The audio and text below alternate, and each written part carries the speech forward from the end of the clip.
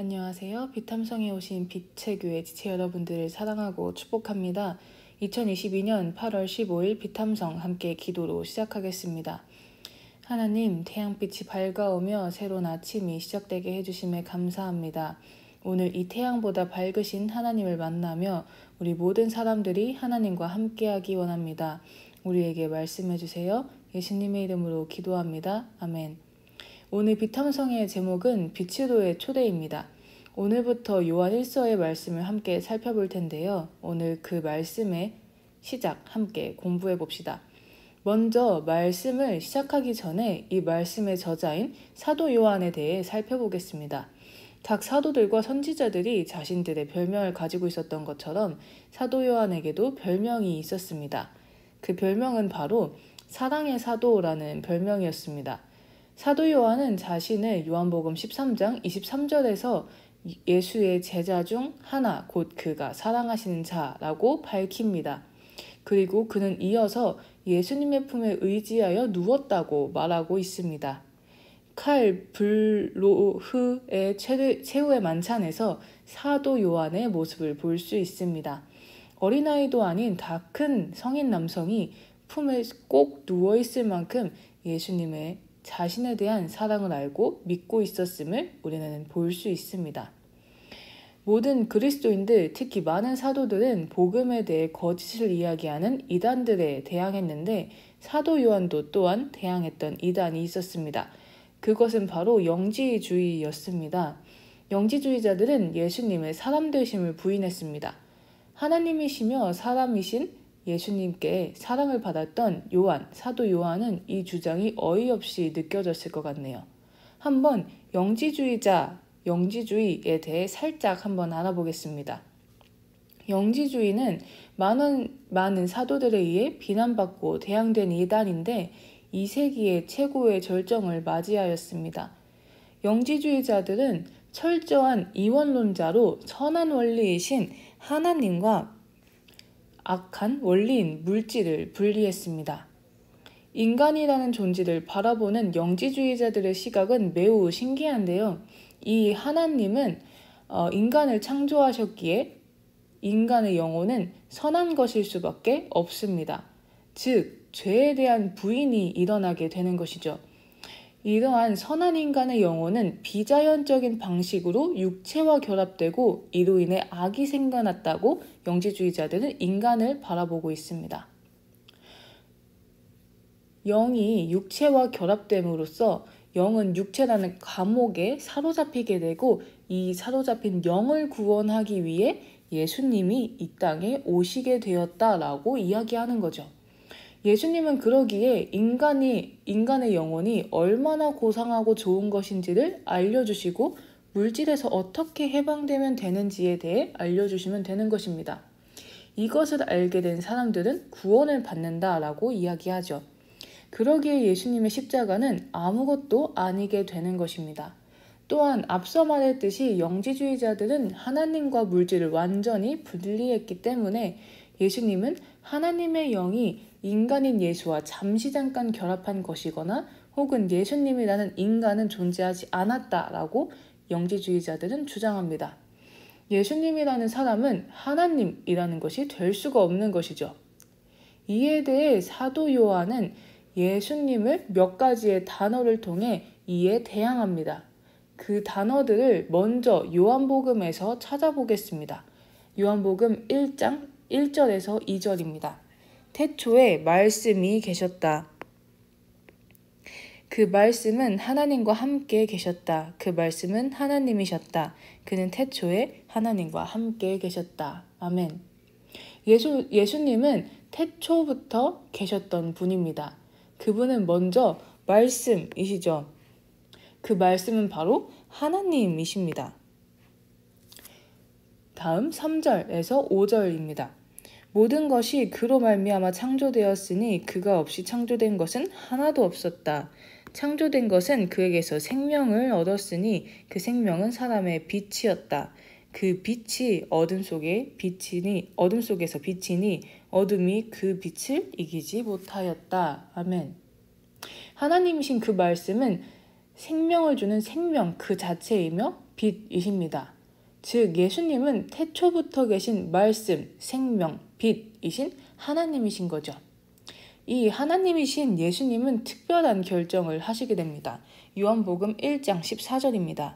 그 말씀은 육신이 되어 우리 가운데 사셨다. 우리는 그의 영광을 보았다. 그것은 하나님께서 주신 외아들의 영광이었다. 그는 은혜와 진리가 충만하였다. 아멘.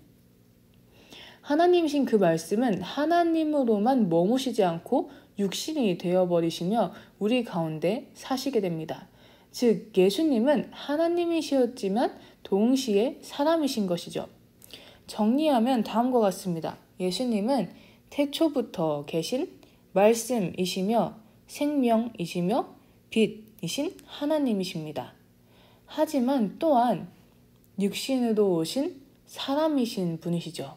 이 단어들을 요한 1서를 볼 때 한번 잘 기억하시고 보시기 바랍니다. 이제 요한 1서 1장을 한번 보겠습니다. 요한 1서 1장 1절. 이 글은 생명의 말씀에 관한 것입니다. 이 생명의 말씀은 태초부터 계신 것이요 우리가 들은 것이요 우리가 눈으로 본 것이요 우리가 지켜본 것이요 우리가 손으로 만져본 것입니다. 아멘. 이 말씀, 생명의 말씀, 즉 예수님에 대한 말씀입니다. 이 말씀은 태초부터 계신 하나님입니다. 그러나 그분은 그저 영이 아닌 우리가 보고 지켜보고 또한 손으로 만져본 물질이셨죠. 2절입니다. 이 생명이 나타나셨습니다. 우리는 그것을 보았습니다. 그래서 우리는 이 영원한 생명을 여러분에게 증언하고 선포합니다. 이 영원한 생명은 아버지와 함께 계셨는데 우리에게 나타나셨습니다. 아멘. 또한 예수님은 생명이십니다. 이 생명은 아버지와 함께 하신 신이셨지만 우리에게 나타나신 인간이십니다. 그리고 우리가 본 생명이신 예수님을 믿는 그리스도인들은 그분을 전하게 됩니다. 3절입니다. 우리가 보고 들은 바를 여러분에게도 선포합니다. 우리는 여러분도 우리와 서로 사귐을 가지기를 바라는 것입니다. 우리의 사귐은 아버지와 또 그의 아들 예수 그리스도와 함께하는 사귐입니다. 아멘. 이렇게 그리스도인들이 예수님을 전하는 이유는 이 하나님이시며 인간이신 하나님을 믿지 못하는 사람들도 이제는 예수님을 믿고 사귐을 가지기 원하기 때문입니다. 이 사귐이라는 단어는 매우 중요한데요. 세상의 어떠한 종교도 그 종교의 신과 사귐을 가지지는 못합니다. 그저 신은 그들에게 두려움의 대상일 뿐이죠. 하지만 그리스도인들은 그들의 신과 사귐의 관계를 가질 수 있습니다. 우리가 어떻게 이렇게 신과 사귐을 가질 수 있을까요? 로마서 5장 10절에서 11절의 말씀을 한번 살펴보겠습니다. 우리가 하나님의 원수일 때에도 하나님의 아들의 죽으심으로 말미암아 하나님과 화해하게 되었다면 화해한 우리가 하나님의 생명으로 구원을 얻으리라는 것은 더욱더 확실한 일입니다. 그뿐만 아니라 우리는 또한 우리 주 예수 그리스도로 말미암아 하나님을 자랑합니다. 우리는 지금 그로 말미암아 하나님과 화해를 하게 된 것입니다. 아멘. 바로 예수 그리스도 덕분에 우리는 하나님과 화해 또한 사귐을 할 수 있습니다. 영지주의자들이 말하는 것처럼 하나님과 진정한 하나님은 다릅니다. 영지주의자들의 말에서의 하나님과 진정한 하나님은 다릅니다. 하나님은 우리의 영혼이 선하기에 우리가 하나님께 나아갈 수 있는 분도 아니고 하나님은 너무도 깨끗한 분이셔서 우리와 아무런 사귐을 가지지 못하는 분도 아닙니다. 하나님은 죄로 인해 하나님과 함께 할 수 없는 우리에게 예수님을 보내셔서 그분의 피로 그분의 죽으심으로 우리의 죄를 깨끗하게 하시며 우리와 화해하신 분이십니다. 그러기에 우리는 요한 1서의 다음 절과 같이 될 수 있습니다. 요한 1서 1장 4절입니다. 우리가 이 글을 쓰는 것은 우리 서로의 기쁨이 차고 넘치게 하려는 것입니다. 아멘. 지금까지 우리는 사도 요한이 말한 예수님과 관련된 단어들을 하나씩 살펴보았습니다. 지금까지 요한 1서를 살펴보았을 때 여기서 단 하나 아직 나오지 않은 단어가 있습니다. 그것은 무엇일까요? 네, 바로 빛이라는 단어입니다. 그 단어는 다음 절들에서 한번 나옵니다. 한번 살펴보겠습니다. 5절에서 6절. 우리가 그리스도에게서 들어서 여러분에게 전하는 소식은 이것이니 곧 하나님은 빛이시요 하나님 안에는 어둠이 전혀 없다는 것입니다. 우리가 하나님과 사귀고 있다고 말하면서 그대로 어둠 속에서 살아가면 우리는 거짓말을 하는 것이요 진리를 행하지 않는 것입니다. 아멘. 하나님은 바로 빛이십니다. 예수님을 통해 하나님과 사귐이 이루어진 우리는 이제 어둠에서 벗어난 사람들입니다. 빛은 어둠과 함께 섞일 수 없죠. 그러기에 빛이신 하나님과 함께한다고 하지만 어둠, 즉 죄의 삶에서 계속해서 있는 것은 있을 수 없는 일이 되는 것이죠. 7절입니다. 그러나 하나님께서 빛 가운데 계신 것과 같이 우리가 빛 가운데 살아가면 우리는 서로 사귐을 가지게 되고 하나님의 아들 예수의 피가 우리를 모든 죄에서 깨끗하게 해주십니다. 아멘. 그러나 우리가 빛이신 예수님 가운데에서 살아간다면 예수님의 피는 우리의 죄를 깨끗하게 해주실 것입니다. 8절에서 9절입니다.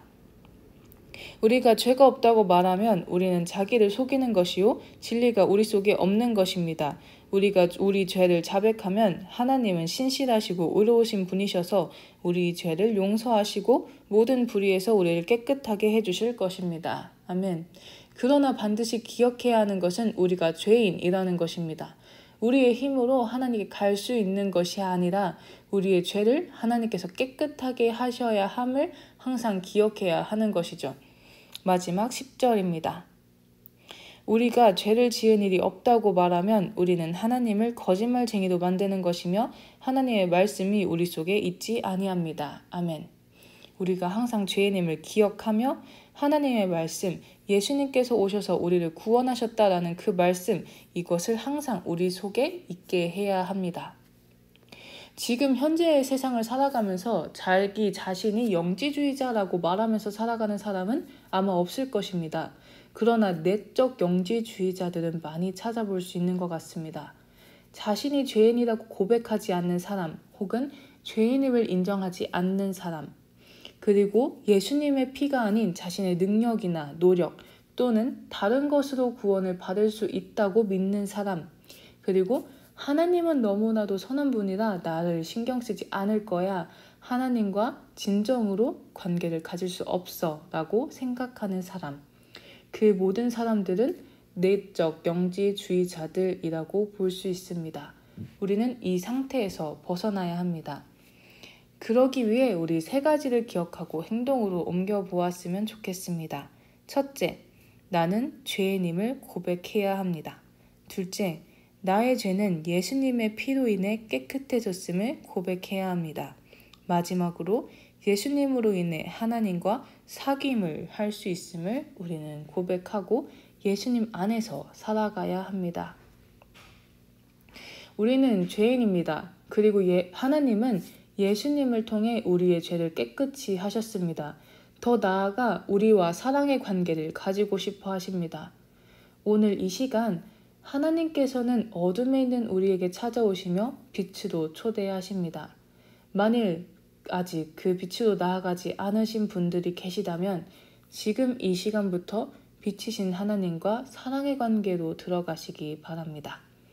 기도하심으로 빛탐성을 마치겠습니다. 하나님 아버지 감사합니다. 오늘 하나님 앞으로 한 발자국 한 발자국 더욱더 나아갑니다. 하나님과의 관계, 사랑의 관계에 초대해 주신 하나님의 사랑에 힘입어 하나님께 나아가오니 우리와 함께하여 주시고 우리와 사랑의 관계를 맺어 주시옵소서. 감사합니다. 예수님의 이름으로 기도합니다. 아멘.